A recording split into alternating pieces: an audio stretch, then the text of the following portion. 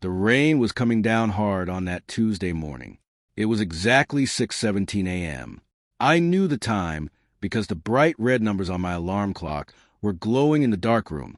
I was lying in bed when a loud knock came at the door.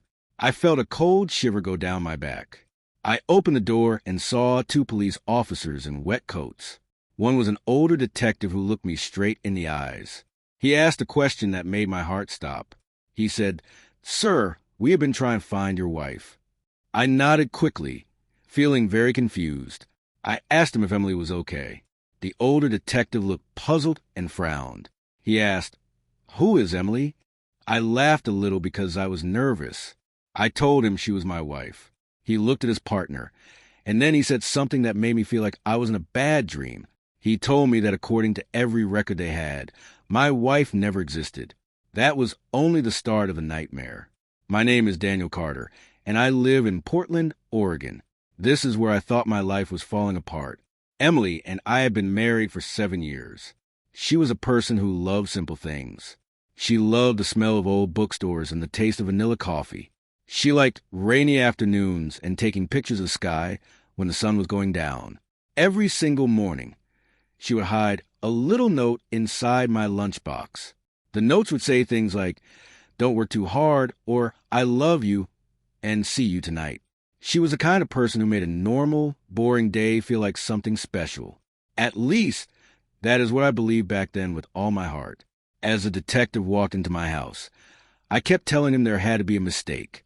I went to grab our wedding album from the shelf where we always kept it. But when I reached for it, the shelf was empty. I started opening every cabinet and every drawer in the house. I was looking for anything that showed we were together. But our wedding photos were gone. Everything was gone. Detective Harris, the older man, asked me very quietly if I had any way to prove who she was. I took out my phone and opened my pictures. I had thousands of photos from our vacations, from Christmas, and from our birthdays. But every single picture that was supposed to have Emily in it only showed me. I was standing there all by myself. Even in the pictures where she should have had her arms around me, the space was empty. It was like someone had rubbed her out of the world. My hands started to shake. I told them this was not possible. The detectives did not say anything back. They just asked me to come down to the police station. Once we were there, things got even weirder. They looked for my marriage license, but they could not find one. They checked the bank account that we shared, but only my name was on it. The papers from my house said the house belonged only to me. My insurance, my doctor records, and even my taxes all said the same thing. They all claimed I had been a single man for many years. I kept telling them her birthday and her favorite songs. I told them about the small scar on her shoulder from when she fell off her bike when she was 12 years old. I asked them how I could know all those things if she was not a real person. Detective Harris leaned in close and asked if I had talked to a doctor lately. That felt like a slap in the face. I told him he thought I was crazy, but he said he just thought I was scared. He told me to help them prove she was real. I drove home as fast as I could. I was so determined to find something. I went into Emily's closet, but every single one of her dresses was gone. The fancy perfume bottles she liked to collect were gone too. There was even a tiny crack in our bathroom mirror that she had made by accident once. Now, that crack was gone, and the mirror was perfect. The house looked like she had never been there at all. But then I heard a very soft sound. It was a little vibration coming from up in the attic. I climbed up there and looked under some loose pieces of wood in the floor. I found an old metal box. Inside that box was a disposable camera. It was the old kind that used film, not a digital one. My heart started racing. I ran to the only place left in Portland that still prints photos. The man behind the counter smiled and told me it would take about an hour.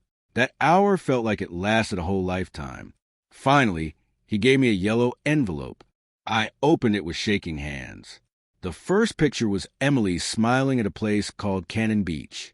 The second one was from our wedding day. The third one showed her kissing my forehead while I was laughing. She was real. I knew it, but then I saw something scary. On the back of every single photo, someone had written in black marker, "Donner, Don't trust the police. I ran back to my car, but before I could get in, someone slammed the trunk shut. It was Detective Harris. He saw the photos in my hand and sighed. He said they were hoping I wouldn't find those. I stepped back and told him he lied to me. He looked around to make sure no one was watching. Then he whispered that my wife was not imaginary. He said she was hiding. He told me to turn off my phone, and we started driving. Harris told me the truth. Emily was not born with that name. Her real name was Rebecca Miles. A long time ago, she told the truth in court about some very bad people who were moving money illegally.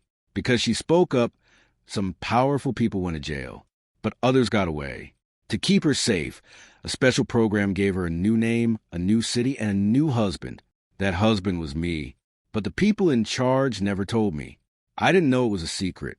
I just really loved her.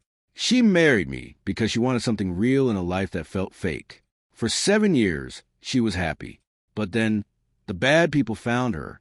Harris explained that they had to erase her.